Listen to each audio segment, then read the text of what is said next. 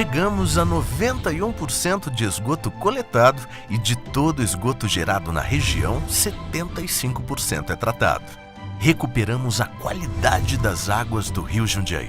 Agora, suas águas podem ser utilizadas para consumo humano e temos uma excelente estação de tratamento avançada de água de reuso.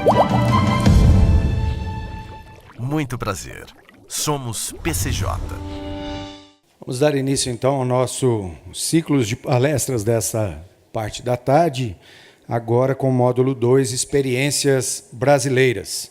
Nós teremos agora a palestra com o tema Origem do empreendimento, modelo de negócio, vazões, qualidade, clientes, potencial de expansão, potenciais clientes e adaptações na qualidade. O palestrante é o senhor Fernando Gomes da Silva, diretor da Aquapolo Ambiental.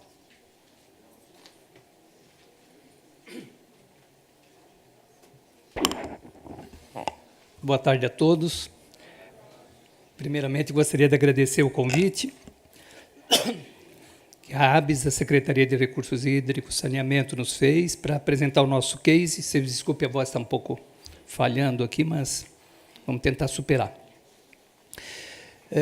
A gente costuma estruturar essa palestra começando por um vídeo que dá uma visão que tenta uniformizar o projeto enquanto tal, como o case Aquapolo, como deram o nome à nossa apresentação. Em seguida, a gente tenta fazer uma apresentação estruturada, mas quase sempre voltada à característica da plateia. Tive acesso aqui a lista de quem se inscreveu nesse seminário, e ele é bastante eclético. Temos desde a universidade até operadores, projetistas. Portanto, a gente vai tentar fazer uma palestra que consiga navegar pelos temas que são de interesse, de curiosidade, e amanhã, na parte da tarde, temos uma visita muito mais voltada para conhecer as instalações e uma visão da realidade do que é esse projeto. Então, a gente começaria por apresentar um vídeo de 6 minutos e, em seguida, a gente retoma a apresentação dos slides. Você starta o vídeo aí? A água é o berço da vida e parte indispensável dela. Um elemento que constitui 75% do nosso organismo e do nosso planeta. Mas todo esse mundo azul corre o risco de não mais dispor de água limpa. Isso porque 97% de toda a água do planeta é salgada, 2% está em forma de gelo e apenas 1% é representada pelos rios e lagos que garantem o abastecimento de água doce para o consumo humano. De acordo com dados da ONU, a escassez de água já atinge 2 bilhões de pessoas. E na região metropolitana de São Paulo, esse quadro não é diferente. Com índices de disponibilidade hídrica semelhantes às áreas mais secas do Nordeste, o volume de água de rios e represas já é menor que a demanda da população. Portanto, o uso consciente dos recursos hídricos é fundamental para garantir qualidade de vida e sustentabilidade ao meio ambiente. Pensando nisso, uma parceria entre BRK Ambiental e Sabesp viabiliza o projeto Aquapolo, um empreendimento pioneiro e inovador na América Latina, e um dos 10 maiores do mundo dedicados à produção de água de reuso para fins industriais. Na estação de tratamento de esgoto ABC, localizada na divisa de São Paulo e São Caetano do Sul, é produzida através de uma estação de tratamento água de reuso para o polo petroquímico do ABC e para outras grandes empresas da região. O Aquapolo tem capacidade de fornecer até 1.000 litros de água de reuso por segundo, permitindo que as indústrias deixem de consumir um volume de água potável suficiente para abastecer uma cidade de até 500 mil habitantes. Uma solução sustentável que, ao reciclar e reaproveitar o esgoto, atende à crescente demanda industrial, ao mesmo tempo em que preserva os escassos recursos hídricos da região. Com um projeto inovador, o Aquapolo produz água de reuso a partir do esgoto tratado pela Estação de Tratamento de Esgoto ABC. Parte desse efluente, que normalmente seria retornado à natureza, é captado de forma individual nos 6 decantadores existentes e, por gravidade, levado até a estação elevatória de baixa carga, onde é bombeado para a unidade de tratamento preliminar, passando por filtros de discos com a função de reter sólidos com dimensões iguais ou superiores a 400 microns. O efluente filtrado é então direcionado ao TMBR, que consiste no tratamento por um reator biológico terciário, seguido de ultrafiltração. Na fase de tratamento biológico, ocorre remoção de nitrogênio, fósforo e matéria orgânica, através de processos anóxicos e aeróbios. Em seguida, o efluente é bombeado para os módulos de membranas de ultrafiltração. Essas membranas com poros de 0,05 microns são responsáveis por reter sólidos e bactérias por meio de filtração. Em intervalos constantes, ocorrem os processos de retrolavagem e limpeza química, responsáveis pela conservação e manutenção dos módulos. O líquido permeado do TMBR tem sua qualidade monitorada através de medidores online. Quando a qualidade não atender aos parâmetros exigidos pelo polo, será utilizado o processo de osmose reversa. A desinfecção é efetuada ao final de todo o processo, com a aplicação de dióxido de cloro. Nesse momento, a água de reuso é bombeada pela estação elevatória de alta carga até o polo petroquímico, chegando também aos outros clientes da região. Visando prevenir eventuais interrupções e corrigir possíveis ajustes de qualidade da água, o Aquapolo concebeu tanques de armazenamento com capacidade para 70 mil metros cúbicos, atendendo às exigências do cliente quanto à qualidade e volume constante. Após a transformação dos efluentes, a água produzida percorre 17 quilômetros de adutora, abastecendo os clientes do Aquapolo, até chegar a Mauá, onde, por meio de uma torre de equilíbrio, é distribuída de forma constante e segura às diversas empresas que compõem o polo petroquímico do ABC. Preservando os recursos hídricos, o Aquapolo garante a permanência e sustentabilidade do polo petroquímico do ABC, além de proporcionar condições de crescimento e expansão ao comércio e indústrias da região, com o fornecimento de água de qualidade. O Aquapolo é um dos pioneiros na crescente tendência de reuso de efluentes, uma tecnologia que hoje, além de fins industriais, também é utilizada para a produção de água potável em países localizados em regiões com disponibilidade hídrica muito restrita. O uso inteligente da água é sinônimo de qualidade de vida e sustentabilidade. Aquapolo. Transformar para perpetuar.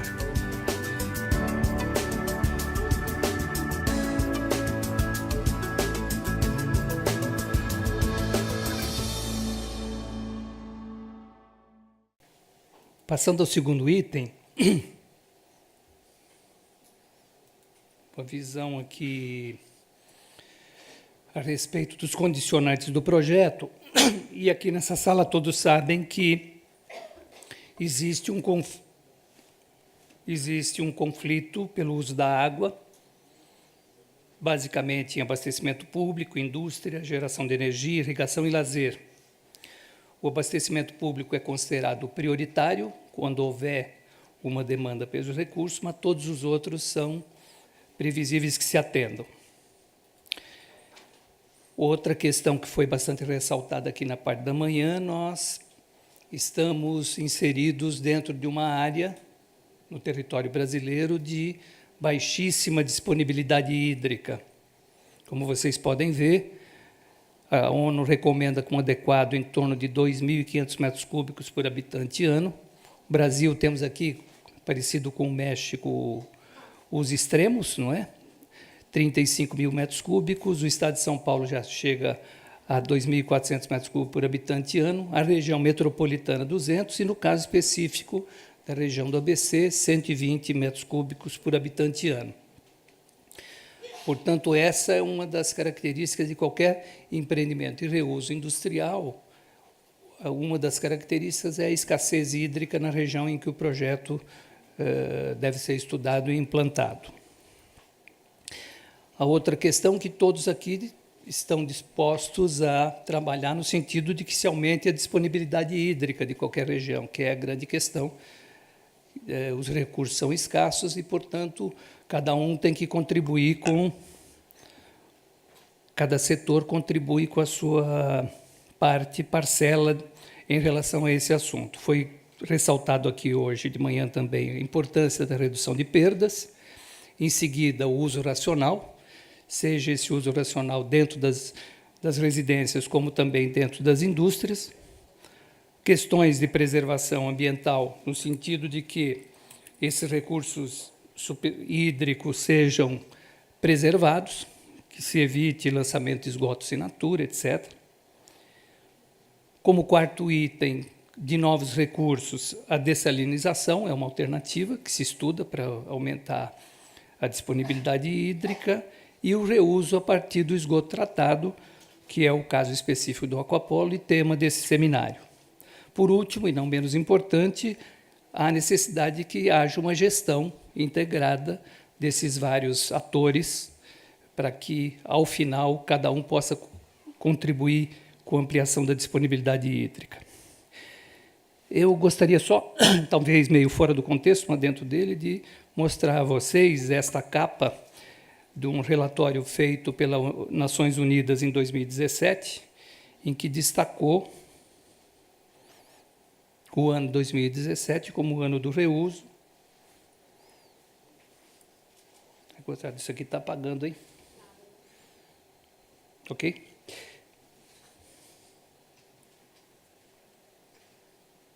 Fica apagando essa tela aqui. Então, queria chamar a atenção para esse relatório das Nações Unidas, em que reforça a questão da economia circular,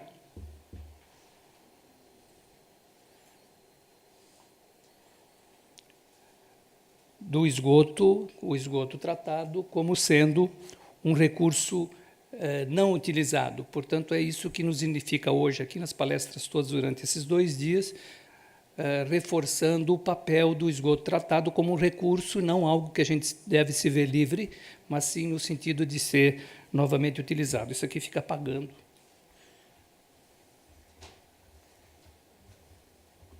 Se apagasse para a plateia, era legal. Apaga só para mim aí. Aí eu vou olhar naquele lá. Muito bem. A gente precisa contextualizar aquilo que falamos de uma área de recursos hídricos escassos, e a gente tem aqui uma apresentação que contextualiza essa questão do balanço hídrico de recursos aqui na região metropolitana. Nós temos aqui o sistema hídrico, tá certo? Os grandes reservatórios, os rios, principalmente o Pinheiros e o Tietê, e gostaríamos de destacar as transferências existentes hoje para o sistema, para a região metropolitana.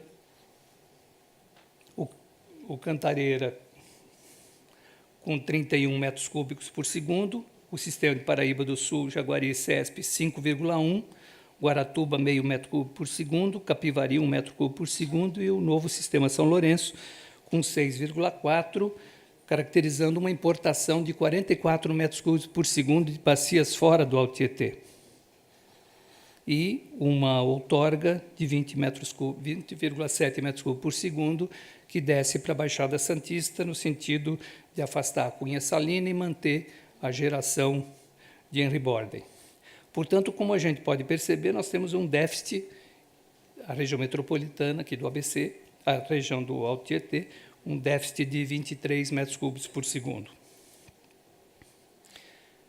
Ainda dentro dessa mesma base geográfica, gostaríamos de destacar aqui os sistemas produtores da Sabesp: Cantareira com 33, Baixo Cotia com 1, Alto Cotia com 0,2, o ABV com 16, São Lourenço com 6,4, como capacidade de adução futura, 5,5 do Rio Grande, 0,1 do Ribeirão da Estiva, 15 do Alto Tietê e 4 do Rio Claro.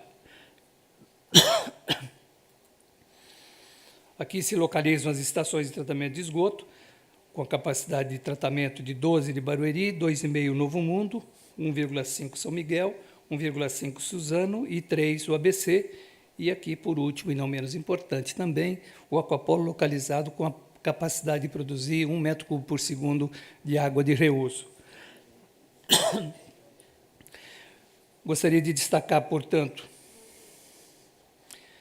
que esse cerca de 20 metros cúbicos por segundo que a Sabesp tem de capacidade de tratamento de esgoto, toda ela menos dos 500 litros por segundo que o Aquapolo fornece para o polo petroquímico, toda essa diferença do esgoto tratado desce pela bacia e desce pelo rio Tietê e vai parar lá na Argentina. Este mapa aqui tem o condão de mostrar como os recursos hídricos, os balanços de recursos hídricos na região metropolitana, permite vislumbrar no futuro o aproveitamento desse esgoto tratado como uma nova fonte, que é a tese que está subjacente aqui ao nosso seminário, como uma nova fonte de recurso, podendo ser tanto utilizada como água consumida pela indústria ou pela residência ou por recarga de mananciais. Isso a gente vai ver mais adiante, no sentido dessas possibilidades alternativas que o Aquapolo estudou. As alternativas que a gente apresenta não são alternativas, são alternativas estudadas pelo Aquapolo, não são compromissos nem da Sabesp, nem da BRK, nem da Secretaria de Recursos Hídricos, é mais um levantamento de alternativas e como esse recurso pode ser utilizado no futuro. O que deu origem ao projeto e sustentou esse projeto nada mais é do que a região de alta escassez hídrica, crescentes restrições a que os clientes industriais, as indústrias, aumentassem suas outorgas de captação nos corpos d'água, cada vez mais cara a água que eles produziam para si próprios, o crescimento do polo, como o engenheiro Paulo Massato falou hoje aqui de manhã, vislumbrava a possibilidade até de que o polo saísse da região onde estava por estrangulamento da sua capacidade de consumo de água. A redução do custo de manutenção, o polo petroquímico aqui de São Paulo era o polo petroquímico mais custoso de todos eles no Brasil, por conta da manutenção. E, por último, e mais importante no caso, o modelo de tratamento de esgoto não sofre influência em termos de regularidade de produção das mudanças pluviométricas, ou seja, com chuva ou sem chuva, chega na estação de tratamento do ABC uma quantidade regular de esgoto. Nos pediram também para fazer uma linha do tempo, no sentido de ver que as coisas não acontecem instantaneamente. O engenheiro Paulo Massato, que falou hoje de manhã, ele está na origem das concepções dos primeiros estudos em que a Petroquímica União já apresentava demandas de recursos hídricos, procurando alternativas de suprimento, né? E por estudos conjuntos, em 2008 foi assinado um acordo de cooperação entre o governo do Estado de São Paulo, assinado pelo governador e pelo Polo Petroquímico, representado à época pelo Petroquímica União, com a intenção de uso do esgoto tratado na ET-ABC para futuro aproveitamento industrial. Em 2009 foi constituída um acordo de como seria conduzido esse projeto. Em setembro de 2009 foi assinado o contrato de fornecimento com a Braskem. Em outubro de 2009 foi constituída a Aquapolo, uma sociedade de propósito específico. Foi dado início às obras de construção em abril de 2010, terminando em abril de 2012. Houve o início da pré-operação do projeto. Em dezembro de 2012 é o início oficial de produção do sistema Aquapolo para o polo petroquímico, sendo que esse contrato tem uma vigência até 2043, podendo ser prorrogado até outubro de 2053.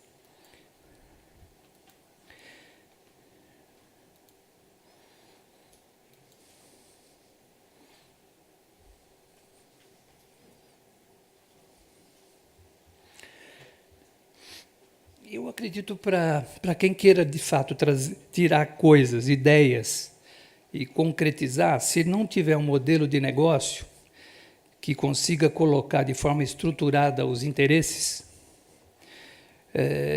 isso tudo se perde em boas intenções. Como transformar as boas intenções num projeto, vamos dizer, de sucesso, depende muito da estruturação. Então, gostaria de passar rapidamente para vocês como é que essa estruturação foi feita. Como já disse, já havia um acordo, já havia uma perspectiva de fornecimento dessa água industrial para o polo petroquímico e, no caso, a Braskem, nessa época já a Braskem, liderou o polo consumidor, garantindo a sua necessidade desse recurso ao longo do tempo. Portanto, esse contrato de fornecimento é a âncora do projeto. Com esse contrato de fornecimento e estruturado de uma forma institucional, né, criando uma sociedade de propósito específico, com 2 sócios, no caso a Sabesp com 49% e a BRK com 51%, foi obtido um financiamento de 18 anos de pagamento a uma taxa de TR mais 8,75. Com este contrato e com este financiamento foi feita a construção e, a partir daí, a Sabesp fornece um contrato de fornecimento do esgoto para o Aquapolo, nos mesmos prazos e com compromisso de qualidade, e isto faz com que aquele cronograma 2053 possa ser atingido. Então, essa estruturação é, a meu ver, o coração do projeto. Ou seja, quando você coloca todos os interesses na mesma direção. Para vocês terem uma ideia, que é um assunto meio complementar, a nossa capacidade de produção hoje substitui água potável equivalente a uma produção para atender uma população maior que Santos, né? Um pouco menor que Sorocaba, podendo produzir água de reuso equivalente a uma cidade de 500 mil habitantes. Uma visão agora mais da obra em si. Em amarelo vocês podem ver a área da ET da Sabesp, em azul a área da EPAI do Aquapolo. Seguindo aqui, basicamente, o fluxo, você tem tanques de aeração, você tem a ET ABC nessa parte verde, e a Aquapolo escolhe dos decantadores secundários aquele efluente que melhor se adapta ao nosso processo. Fazemos o tratamento no que nós chamamos de EPAI. O resultado desse tratamento é bombeado para uma adutora de 17 quilômetros até o polo petroquímico.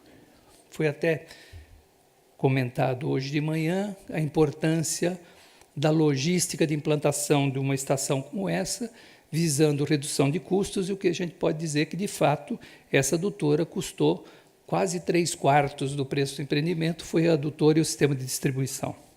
Portanto, essa distância entre o sistema produtor e o consumidor é uma coisa que tem que ser levada em consideração na hora dos números do projeto. Vendo um pouquinho mais detalhadamente, a gente se utiliza numa fase um tratamento biológico, em seguida passa pelas membranas de ultrafiltração. Vocês viram no filme até isso de forma mais interessante. Em seguida, uma parte para atingir o nosso padrão de qualidade de, basicamente, condutividade, uma parte da produção que passa pela ultrafiltração passa pelo processo de osmose no sentido de atingir a qualidade desejada em termos de condutividade. Aqui é clássico também este quadro. Nesta primeira barra, nós temos o efeito da ultrafiltração e, nesta outra, o efeito em termos de retenção, não é? Que é feita dentro da osmose reversa. Então, uma parte da produção passa pela ultrafiltração e uma outra parte passa pelo processo de osmose reversa.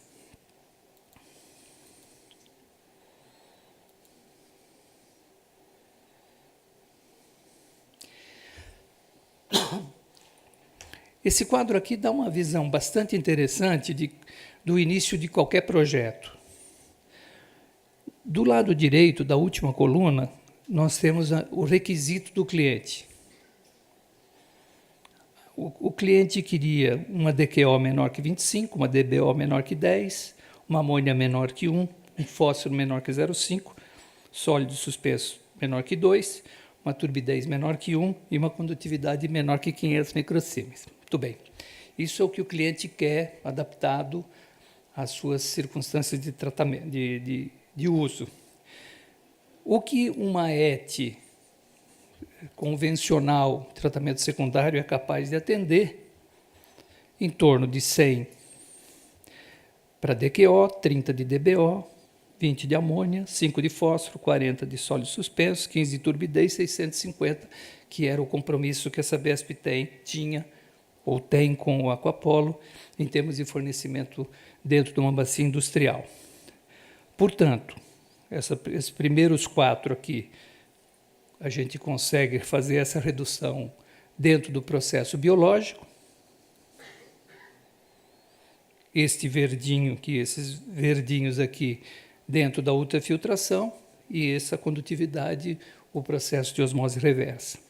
Então, esses são os desafios que o projeto tinha que atender.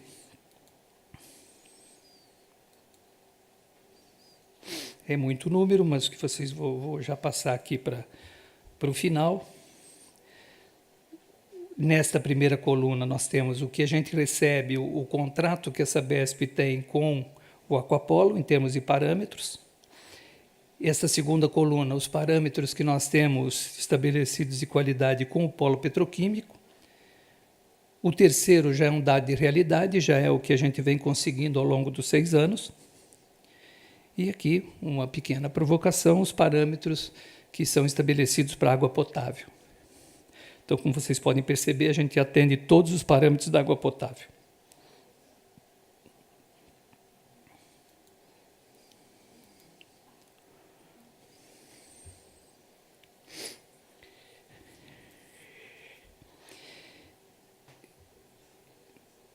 Esses são os clientes atuais do Aquapolo. Nós temos esse núcleo que é o polo petroquímico, com um sistema de distribuição próprio a partir de uma torre, como vocês viram na animação, e esses outros 3 são clientes que são abastecidos a partir da adutora e são empresas que foram agregadas depois da inauguração do projeto. Então, essa basicamente é a configuração dos clientes atuais. Nós estamos entregando cerca de 450 litros por segundo. Os clientes são esses, como vocês podem perceber, as 4 empresas da Braskem, elas são responsáveis pela maior parte do consumo. A Bridgestone, a Hydro e a Paranapanema são as que são abastecidas a partir da adutora, e essas outras 4, Oxiteno, Cabo de Air Liquid e White Martin, são abastecidas a partir da torre de resfriamento, a torre de equilíbrio, como a gente chama. Portanto, este é um contrato, take or pay, de 650 litros por segundo. Este é a capacidade de entrega, mas não o que a gente está entregando hoje. O projeto original tinha a Petrobras, a Recap como cliente, mas isso ao longo do tempo não se concretizou. Esse estudo feito pela CH2M, em 2002, falava em 760 litros por segundo, com essas empresas como sendo as empresas prospectadas à época. Esse aqui deu base ao primeiro desenho do dimensionamento do projeto. Hoje nós temos aqui estudos complementares ao abastecimento que a gente faz hoje. Nós temos esses clientes em potencial, cada um deles dentro de uma determinada situação. Eu queria destacar aqui a GM, que fica encostada na nossa adutora, a Transpetro, a Sangoban, a Universidade Federal do ABC, que eu gostaria de fazer um destaque. Temos pelo menos 2 pessoas da Universidade Federal aqui que eu já vi na lista, e essas outras empresas que estamos em fase de prospecção e de negociação. A Universidade Federal do ABC é basicamente o fornecimento para uso nas descargas sanitárias do prédio da Universidade Federal. A gente ainda está em fase de licenciamento sanitário, de tal forma que esse uso de vaso sanitário não está incluído nessa resolução e pretende-se fazer um licenciamento específico para uso em vasos sanitários. Então, esses são os clientes potenciais para 2019. Agora, aqui ressalto aquilo que eu falei há pouco. Esse é um estudo que a Aquapolo fez. Esse aqui não é um estudo que a Sabesp tem. Não é um estudo que a área de recursos hídricos do governo do Estado tem. Essa é uma visão, não é, de expansão a partir do tratamento na ET-ABC. Uma alternativa seria estender ou criar um outro polo para a região de São Bernardo do Campo, tendo como última empresa que ia ser abastecida a Volkswagen. A modelagem de um projeto como esse, basicamente ele tem que ter uma âncora, um cliente ou um conjunto de clientes que garantam a possibilidade de financiamento de tal forma que, a partir de uma tarifa pré-estabelecida, a gente possa fazer a obra e, a partir daí, gerenciar o fornecimento por um número X de anos. Não é isso? Mas tudo passa por uma ideia, tudo começa com uma ideia. E a gente considera que a direção do ABC, apesar daqui o braço do Rio Grande ser sempre uma região que sofre, ou pelo menos até hoje, não tem sofrido grandes restrições, né, no braço do Rio Grande, etc. Mas, em termos de perspectiva, a gente considera como sendo um potencial em torno de 100 litros por segundo. Capacidade essa que a gente tem instalado na planta do Aquapolo hoje.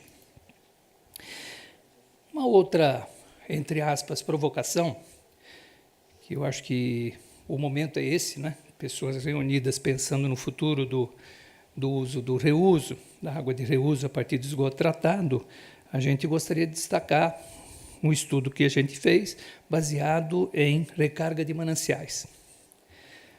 As 3 possibilidades que a gente vê como factíveis. Então, para quem conhece aqui para quem conhece os nossos reservatórios, uma das alternativas seria no corpo da Billings, que, por sua vez, tem uma conexão com o Guarapiranga a partir desta conexão. A Mara está aí? Taquacetuba, vamos falar com quem conhece. O braço Taquacetuba, que liga por aqui, não é? Então, portanto, a partir daqui a gente podia chegar no Guarapiranga, já que esse é o corpo da Billings no qual não é feita a captação. A captação da Sabesp é feita somente a partir desta contenção aqui que existe ali no Riacho Grande. Então, a outra alternativa seria chegar ao Riacho Grande, e a terceira alternativa seria, já para uma vazão menor, utilizando a própria adutora do Aquapolo, que chega até aqui, uma derivação do própria adutora do Aquapolo, abastecendo esse braço do Rio Grande. Esse negócio é bonitinho aqui, ó. Essa animação. Muito bem, então, essas são 3 alternativas possíveis a partir de um tratamento. A gente teria capacidade no ABC, já que a ET-ABC tem hoje capacidade para 3 metros cúbicos por segundo, com a perspectiva de, em 4 ou 5 anos, chegar a 4 metros cúbicos por segundo, depois chegando a 5 ou 6. Não sei quem pode me dizer aí com mais detalhes. Muito bem.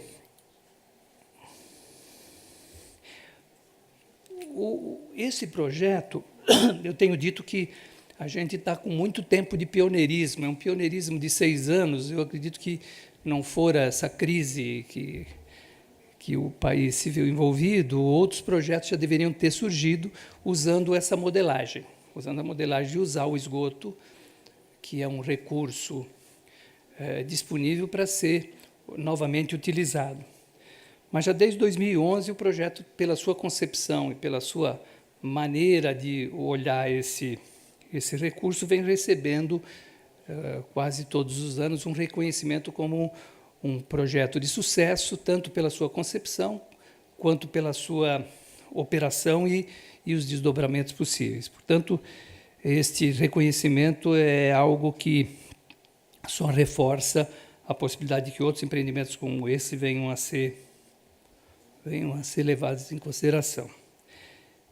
Aqui nós estamos pensando, o nosso colega Marcos Aceburi, aqui diretor da Aquapolo, representando a BRK, que nos trouxe essa frase de um seminário que ele assistiu, em que o nosso principal cliente, sem saber que o Marcos estava na plateia, fez uma frase que é bastante instigadora, dizendo que o Aquapolo não é um projeto de gestão hídrica, mas de adaptação ao clima.